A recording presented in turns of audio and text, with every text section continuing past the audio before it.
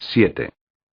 Las rupturas que no modifican el ataque son difíciles de realizar en el agudo del piano, porque debido a la brevedad de los sonidos, las variaciones del sonido están muy juntas, y a menos que cortemos muy cerca del principio, apenas 50 ms, la pendiente tras el corte será menos pronunciada que al comienzo del sonido original, lo cual explica que se obtengan ataques suavizados.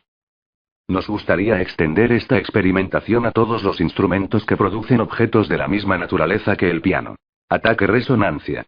Practiquemos, pues, un corte en un sonido de vibráfono, por ejemplo. Aquí, aunque el corte esté bastante próximo al comienzo del sonido, nos vemos obligados a constatar que el ataque, y el timbre, resulta claramente modificado. Esta contraprueba nos lleva a precisar, por una parte, nuestro vocabulario, y por otra, los límites de nuestra investigación. En efecto, con el piano grave, estábamos en la situación simple de una experiencia sobre un sonido de contenido armónico estable, y los cortes no afectaban más que a la rapidez del ataque, aspecto dinámico, pero no actuaban sobre el contenido armónico, ya que este era constante. Pero no ocurrió lo mismo con el vibráfono, pues este instrumento, como la mayor parte de las percusiones, da un doble ataque, donde se superponen la vibración de la lámina, que constituye al parecer lo esencial del sonido, y el choque inicial del macillo, que desaparece rápidamente. La experiencia suprimiendo este ataque doble muestra, sin embargo, que ese choque breve forma parte de lo que caracteriza al vibráfono en la percepción, y por ello el corte no modifica la firmeza del ataque, puesto que la dinámica del vibráfono es muy lineal, sino que modifica el timbre. Este análisis corresponde evidentemente a un nuevo entrenamiento del oído. Ayudado por la experiencia de los cortes, el oído aprende a distinguir en un ataque una textura y un color. Tratado de los objetos musicales 131 b 4. El ataque tijera se impone una observación importante a la vista de los diversos ensayos. En la práctica no hemos hecho más que eliminar, con nuestros cortes, el comienzo natural del sonido para sustituirlo en todos los casos por un comienzo artificial debido a las tijeras. Es cierto que el sonido empieza en alguna parte y que solo reemplaza un comienzo por otro, pero ¿en qué medida este ataque tijera no juega un papel parásito? Aclaremos primero una cuestión de terminología. Llamamos comienzo del sonido al comienzo de la señal materializado por la banda, y ataque a la percepción localizada en el instante inicial. Volvamos sobre nuestro sonido grave de piano. En nuestra primera experiencia hicimos cortes rectos en la banda. Hagamos ahora en el mismo sitio un corte inclinado de 45 grados y veremos que el ataque se suaviza ligeramente. Si repetimos la experiencia en diferentes notas del piano, observamos que, en todos los casos los cortes inclinados dan ataques más suaves que los cortes rectos, y solo estos son susceptibles de restituir, si llega el caso, una pendiente conveniente de la dinámica, el ataque percutido del piano. Añadamos aún que, tanto para el piano como para el vibráfono, la mayor o menor inclinación del corte parece menos determinante para la percepción del ataque que la pendiente de la dinámica del sonido en el lugar donde se practica el corte. Diremos entonces que el efecto de inclinación del corte es de segundo orden en relación con la pendiente dinámica del sonido. Resumamos lo aprendido tras esta primera serie de experiencias. En el caso del piano grave, los ataques obtenidos por cortes rectos son idénticos al ataque original, y también el timbre. Los cortes en el caso del piano medio proporcionan ataques más o menos rápidos, según que la pendiente decreciente de la dinámica del sonido esté más o menos cerca del lugar donde se efectúa el corte. Si cortamos cerca del comienzo del sonido cuando la pendiente es la misma que en el principio, encontraremos íntegramente la nota original, tanto en la rapidez del ataque como en el timbre. Si el corte es inclinado, el ataque parece ligeramente más suave, pero este efecto es de segundo orden respecto al anterior. Para las percusiones como el vibráfono o las notas agudas del piano, en las que se produce un importante cambio de contenido armónico a lo largo del sonido, desaparición del ruido debido a la brevedad del choque inicial, tales cortes producen sonidos cuyo timbre está modificado. Pero las reglas anteriores siguen siendo válidas en este caso, en lo que concierne a la cualidad percibida después del entrenamiento, corno la firmeza de ataque. Si unimos estas experiencias sobre el ataque tijera a las observaciones sobre el umbral de integración del oído, 50 ms, podemos calcular Za. 132 Piersche fácilmente que el corte de 45 que proporciona un ataque más suave que el corte recto corresponde a un tiempo de aparición de la energía sonora de 20 ms aproximadamente solamente. Podemos preguntarnos también hasta dónde será sensible el oído al tiempo de aparición de un sonido, por debajo del umbral de integración. Se ha constatado experimentalmente que entre 0 y 5 milisegundos el ataque obtenido por un corte recto o ligeramente inclinado, guarda el mismo carácter de rapidez y da lugar a una ligera sensación de choque debida a la inercia mecánica del oído, compárese S bis. Cuando el tiempo de aparición del sonido sobrepasa los 5 ms, el ataque se suaviza progresivamente. BI 5. Cortes de sonidos distintos a las percusiones. Ahora trataremos de efectuar cortes en sonidos mantenidos y ver su importancia en la percepción de estos.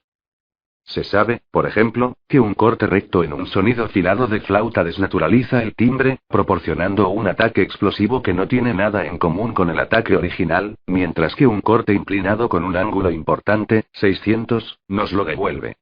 Pero si hacemos esta manipulación con un sonido de flauta expresivo, con vibrato, da un sonido menos insólito, y hecha sobre una nota muy breve, deja el sonido irreconocible. A la inversa, un corte recto sobre un sonido de trompeta restituye bastante bien la sensación de lengüetazo tan característica del ataque de los sonidos de este instrumento. Apenas sorprende este resultado, pues sabemos que la duración de la aparición de un sonido de trompeta es muy breve. Sin embargo, un corte inclinado da un ataque suave que, en algunos casos, sonido filado en un matiz piano, puede confundirnos sobre la procedencia del sonido, o incluso, operar verdaderas transmutaciones instrumentales. Llegamos así a transformar aproximadamente un sonido medio de trompeta en un sonido de flauta. La importancia del ataque como elemento de identificación del sonido con su timbre es muy variable, según la naturaleza de los objetos que produzca el instrumento. Para los sonidos muy breves, el ataque juega un papel decisivo y es característica del timbre, como en las percusiones, caso del piano. Para los sonidos filados de duración media la importancia del ataque disminuye y la atención comienza a centrarse en su evolución. Para los sonidos mantenidos con vibrato, el caso más frecuente, el papel del ataque es casi despreciable. Se puede incluso pensar que el oído está pendiente sobre todo del desarrollo del sonido que fija su atención a cada instante. Los cortes efectuados en sonidos de violines u oboes confirman los resultados precedentes y avalan nuestro interés en el estudio de la influencia tratado de los objetos musicales 133 de los cortes sobre sonidos filados más bien breves. Los cortes que restituyen los ataques originales deben ser más o menos inclinados, según la rapidez de los propios ataques. Finalmente, si efectuamos cortes en sonidos ricos y fluctuantes como un sonido de gong, por ejemplo, los nuevos objetos obtenidos pueden ser muy diferentes de los objetos iniciales, ya que el corte hace surgir una parte del objeto que estaba enmascarada por un contenido armónico inicial particularmente acaparador para el oído. Sin embargo, la firmeza de los ataques tijera obedece a la ley general que se desprende de las experiencias anteriores. Y el oído aprende por ello a distinguir dos cualidades. El timbre del ataque, en función del contenido armónico, y la firmeza del ataque ligada siempre a la pendiente dinámica. BI 6. Interpretación general de los resultados por medio de los cortes efectuados en la banda magnética. Hemos tomado conciencia de que la percepción musical del ataque estaba en correlación, por una parte, con la dinámica general del sonido, es decir, con la evolución energética y con el contenido armónico por otra. Así pues, hemos cubierto una primera etapa, ya que estas correlaciones dan cuenta al menos de todos los fenómenos de primer orden. Pasemos revista al conjunto de estos resultados. Todo sonido posee en general tres fases temporales, Fig. 8. Una fase de establecimiento A. Una fase de mantenimiento B. Una fase de extinción C. Observemos que muchas veces estas fases están tan vinculadas las unas a las otras que nos cuesta separarlas. Para los sonidos de percusión seguida de resonancia, la fase B no existe y la A se encadena directamente a la C, que dura más o menos tiempo, Fig. 9. Ya hemos visto que la percepción musical del ataque está ligada a la estructura física de la señal sonora, por una doble correlación que pone en juego, por una parte, la dinámica general del sonido unida a su historia energética, y por otra, su contenido armónico. 1. La dinámica general está marcada por la velocidad de establecimiento del sonido, fase A, que nos lleva a examinar tres órdenes de magnitud. Los establecimientos muy rápidos, de menos de 5 a 10 ms. Cuyas variaciones demasiado vivas no pueden ser seguidas por el oído. Los establecimientos de mediana duración, del orden de finalmente, los establecimientos muy largos. 134 Pierce Schaeffer Fig. 8. Fases dinámicas del sonido mantenido. Amplitud global tiempo, AFIG. 9. Fases dinámicas de la percusión resonancia. La dinámica general entra también en juego para los sonidos percutidos seguidos de resonancia, debido a su pendiente decreciente tras el comienzo del sonido. 2. Habitualmente el contenido armónico se describe en el plano físico en términos de espectro, referidos a una descomposición en series de Fourier. El oído percibe la mayor o menor riqueza del sonido, el reparto de parciales y su evolución. De cara a estas dos clases de variables físicas encontramos dos tipos distintos de percepción para caracterizar el ataque. Un primero que llamamos la rapidez del ataque, en relación con los fenómenos dinámicos. Un segundo que llamamos el color del ataque, en relación con los fenómenos armónicos. Estas dos percepciones son, en principio, independientes. Sin embargo, es frecuente que un ataque sea a la vez rápido y rico, choque brutal que pone en juego un elevado número de parciales, o bien dulce y pobre. Tratado de los objetos musicales 135. Las leyes que siguen se refieren en primer lugar a los sonidos mantenidos y luego a los sonidos percutidos, seguidos de resonancia. En los dos casos se estudia primeramente la rapidez de ataque, sin tener en cuenta su color. Después hablaremos de la percepción global de los ataques. Rapidez más color. V11, 7. Leyes de percepción de los ataques. Primera ley. En los sonidos mantenidos, el oído es sensible de manera general para cualificar su percepción de la rapidez del ataque, según la forma en que la energía sonora aparezca en el tiempo, fase A. Se trata, insistimos, de la energía total y no de una u otra de las componentes armónicas del sonido. Hay varios casos posibles. 1. La energía aparece en un tiempo del orden de 3 a 10 milisegundos. En ese caso, cualquiera que sea el sonido, la sensación de rapidez de la amplitud global ataques idénticos 3 ms tiempo 5 ms tiempo Fig. 10. La energía aparece en un tiempo inferior o igual a 5 ms. Todos los ataques se perciben con la misma rapidez. Amplitud global. Ataques 4, idénticos. 40 ms tiempo. Fig. 11. La energía aparece en un tiempo comprendido entre 10 y 50 ms. El oído resulta sensible para calificar la percepción de la rapidez del ataque, durante la duración de la aparición de la energía, y no durante las diversas fluctuaciones que la acompañan. Pierce Schaeffer. Amplitud global, sonido mantenido, de nivel constante, ataque original permanece igual, el corte restituirá un ataque idéntico 12, el contenido armónico es estable y, en ese caso, rapidez y color. Cualquiera que sea T, al ataque original, en ataque es siempre la misma, ya que el oído no es capaz de seguir proyecciones tan rápidas que producen una especie de ruido de ataque debido al despliegue del espectro en el oído.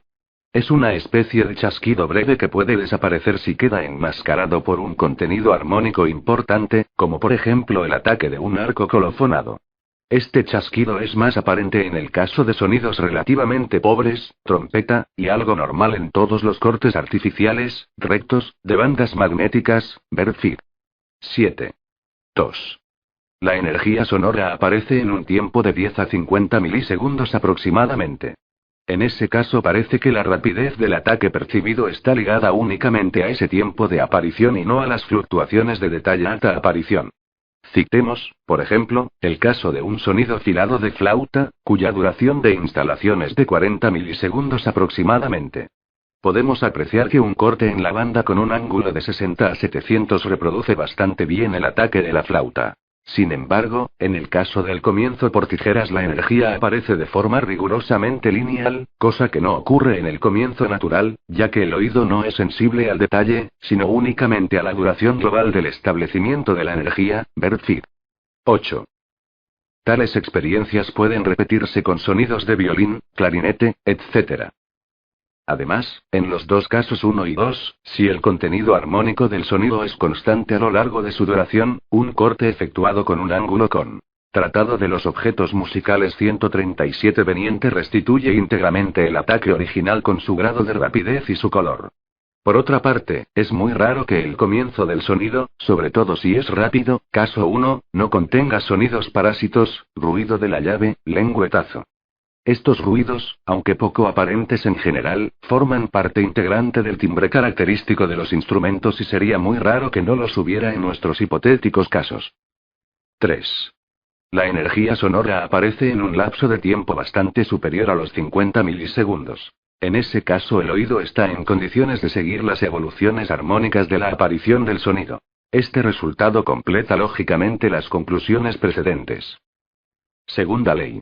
En los sonidos de ataque percutido o punteado seguidos de resonancia, el oído es más sensible para calificar la percepción de rapidez del ataque cuando la energía desaparece que cuando empieza. Como ya hemos visto, la rapidez del ataque está ligada, en primer lugar, a la pendiente de dinámica descendente, que corresponde a la aparición del sonido. En principio encontramos aquí los tres mecanismos descritos en 1, 2 y 3 a propósito de los sonidos mantenidos, pero en la práctica, cuando una cuerda es golpeada o punteada, la energía se instala en un tiempo muy breve del orden de los 5 a los 10 milisegundos, y solo un corte recto podrá restituir el ataque original, a condición de colocarlo en un punto en el que la dinámica descendente tenga la misma pendiente que inmediatamente después del sonido original. En un sitio donde la pendiente sea más débil, un corte produce un ataque más suave, de la misma manera que un corte inclinado suaviza el ataque, pero este efecto es de segundo orden. Y al igual que antes, si el contenido armónico es constante, caso del grave de piano, un corte recto hecho en una parte del sonido donde la dinámica tenga la misma pendiente que al principio del sonido, restituye íntegramente el ataque original con su rapidez y su color. Podríamos preguntarnos por qué en el caso de los sonidos de ataque-resonancia el oído resulta más sensible a la dinámica descendente que al frente ascendente. Puede ocurrir que, al aparecer brutalmente la energía en todos los casos, la diferencia más sensible entre los sonidos se sitúe en el nivel decreciente. El oído se limitaría a dar acuse de recibo en la medida de sus posibilidades, de una energía que se instala de repente y que desaparece con más o menos rapidez. El vaivén de la energía es más significativo en su fase de extinción, porque en la fase de aparición es aparentemente siempre el mismo. Otros investigadores nos han precedido en esta vía. Carl Stumpf mostró, nos dice Winkel, que un sonido cuyo timbre e intensidad son constantes a lo largo del tiempo, pierde, en cierta medida, su carácter, si por un medio cualquiera se suprime el ataque característico, corte de tijeras. Después de un ataque brutal cuya influencia se puede evaluar, subsiste. 138 Pierre Schaeffer el propio cuerpo del objeto sonoro, cuyos caracteres no varían ya en el tiempo. 3. Habría que remitirse al texto original de Stumpf para verificar la cita.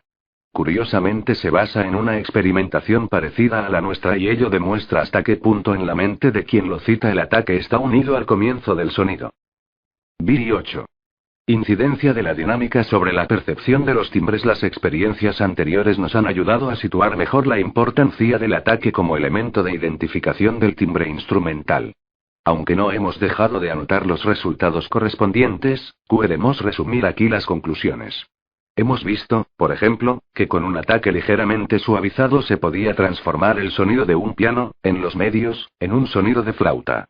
Que un sonido de vibráfono amputado de su comienzo natural se vuelve irreconocible. Dicho de otro modo, en ciertos tipos de sonido el oído extrae del ataque los elementos necesarios para la identificación del instrumento. También hemos visto que ocurre casi igual en los sonidos mantenidos filados, breves o sin evolución. Por el contrario, el ataque resulta secundario como elemento de identificación del timbre cuando los sonidos están afectados por vibraciones dinámicas o armónicas en el curso de su duración, VR. Gr. Vibrato, tanto más cuanto más numerosas e imprevisibles sean estas variaciones. Así pues, podemos decir de forma general. 1. Cualquier sonido del tipo percusión-resonancia posee desde el ataque del sonido un timbre característico. 2. El ataque solo caracteriza de forma secundaria a los sonidos mantenidos afectados por vibraciones dinámicas o armónicas, ya que el timbre será el resultado de una percepción que se elabora a lo largo de la duración del sonido. Y aún podemos resumir estas dos posiciones en una sola. El timbre percibido es una síntesis de las variaciones de contenido armónico y de la evolución dinámica, y en particular viene dado desde el ataque cuando el resto del sonido proviene directamente de ataque. B. Timbre de los instrumentos. Séptimo 9. Timbre de un instrumento y timbre de un objeto. Hasta aquí hemos estado manteniendo una perogrullada, que es la noción de timbre de un instrumento, según la definición empírica del K. 3F. Winkel, obra citada. Tratado de los objetos musicales 139 Título I. El conjunto de los caracteres del sonido que lo refieren a un instrumento dado.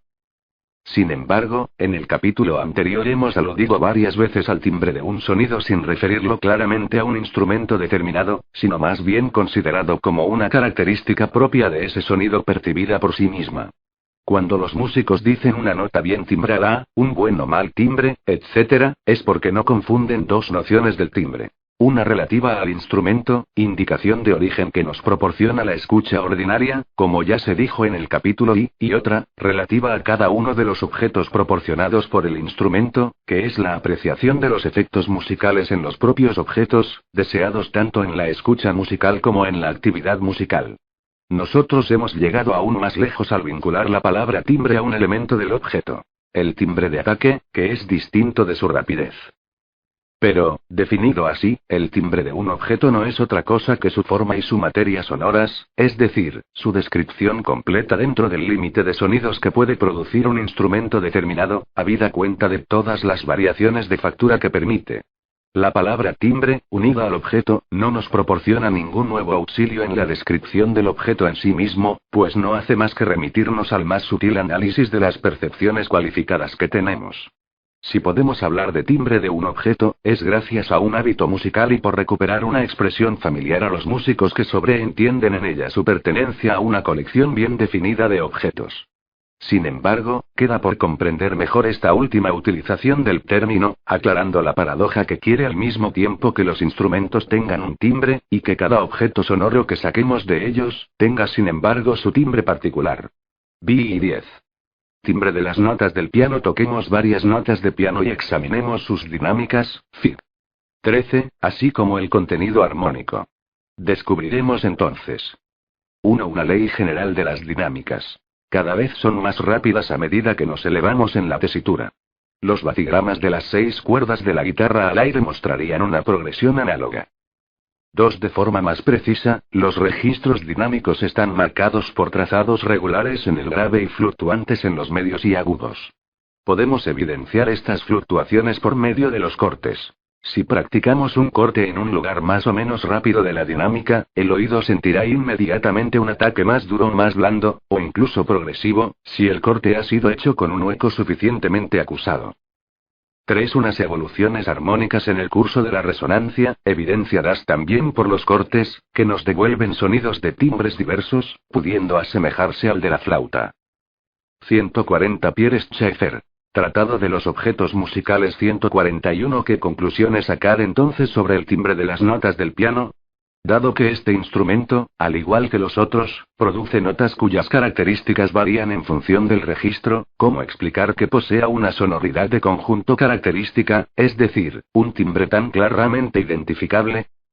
¿Se trata de un condicionamiento cultural del oído para ciertos instrumentos?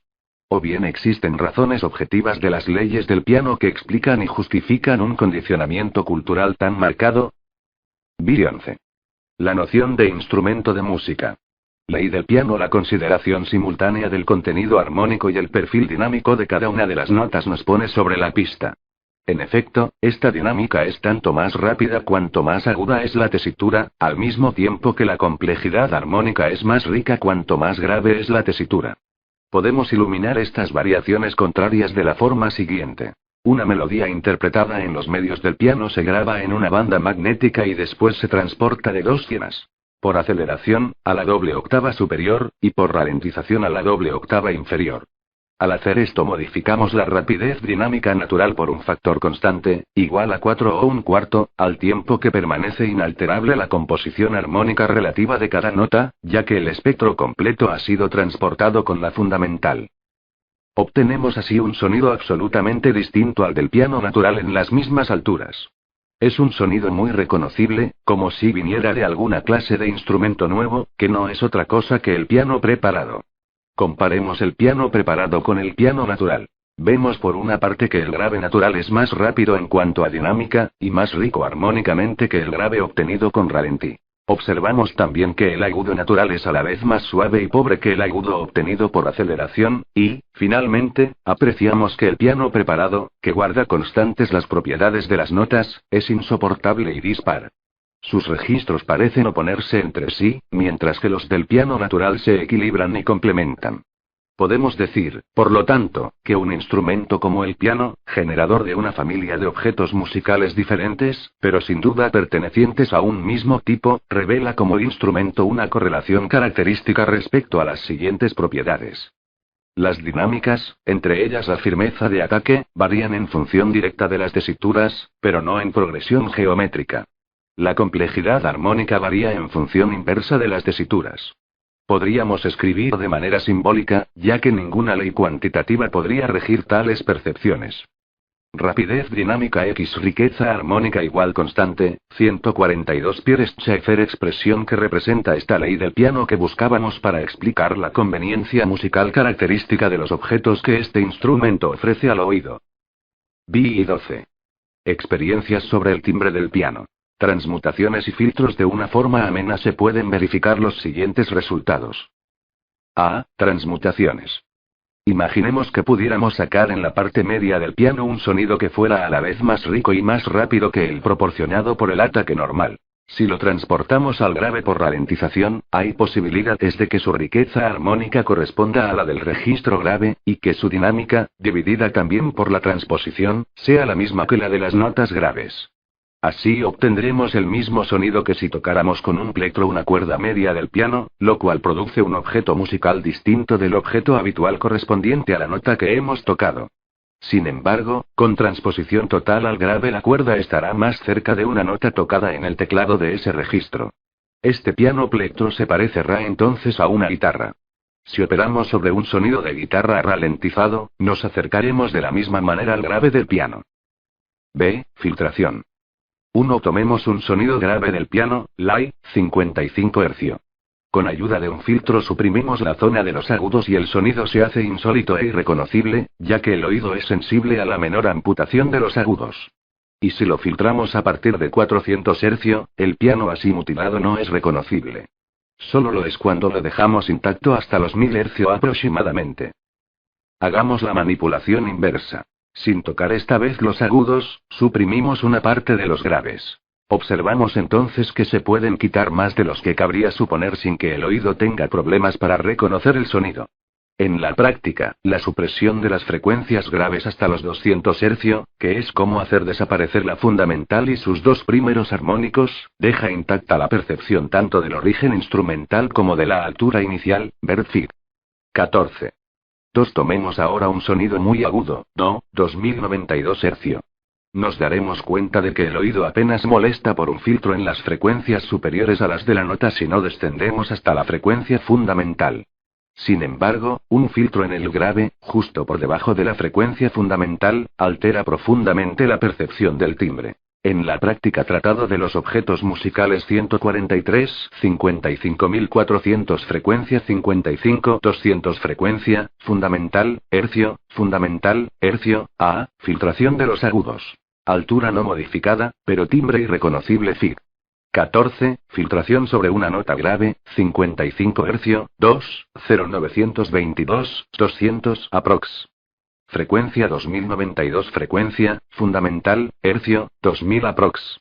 Fundamental, hercio, B, filtración de los graves. Altura no modificada, pero timbre irreconocible 15, filtro sobre una nota aguda de piano, 2, 092 hercio. Pierre-Schaeffer. Tratado de los objetos musicales 145. Se constata que hay que dejar por encima del sonido una zona de alrededor de 3 octavas para no modificarlo, ver Fig. 15. ¿Qué se puede concluir de estas experiencias sobre los filtros?